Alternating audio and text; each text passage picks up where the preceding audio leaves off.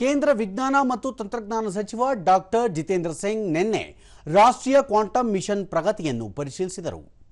ಯೋಜನೆ ಆರಂಭವಾದ ಕೇವಲ 2 ವರ್ಷಗಳ ಒಳಗೆ ವಿಶ್ವದ ಅತ್ಯಂತ ಉದ್ದದ ಜಾಲಗಳಲ್ಲಿ ಒಂದಾದ 1000 ಕಿಲೋಮೀಟರ್ ಉದ್ದದ ಕ್ವಾಂಟಮ್ ಸಂವಹನ ಜಾಲವನ್ನು ಯಶಸ್ವಿಯಾಗಿ ಪ್ರದರ್ಶಿಸಲಾಗಿದೆ ಎಂದು ಸಚಿವರು ತಿಳಿಸಿದರು.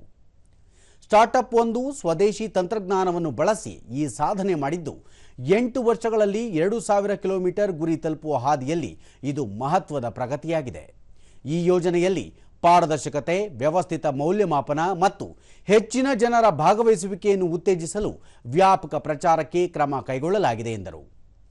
ಕ್ವಾಂಟಮ್ ಕಂಪ್ಯೂಟಿಂಗ್, ಬಯೋಟೆಕ್ನಾಲಜಿ ಮತ್ತು ಸುಧಾರಿತ ಸಂವಹನದಂತಹ ಉದಯೋನ್ಮುಖ ತಂತ್ರಜ್ಞಾನಗಳಲ್ಲಿ ಭಾರತದ ಸ್ಥಾನಮಾನವನ್ನು ಬಲಪಡಿಸಲು ದೇಶದ ವೈಜ್ಞಾನಿಕ ಸಾಧನೆಗಳನ್ನು ಜನರಿಗೆ ಪರಿಣಾಮಕಾರಿಯಾಗಿ ತಲುಪಿಸುವಂತೆ ಅವರು ತಿಳಿಸಿದರು.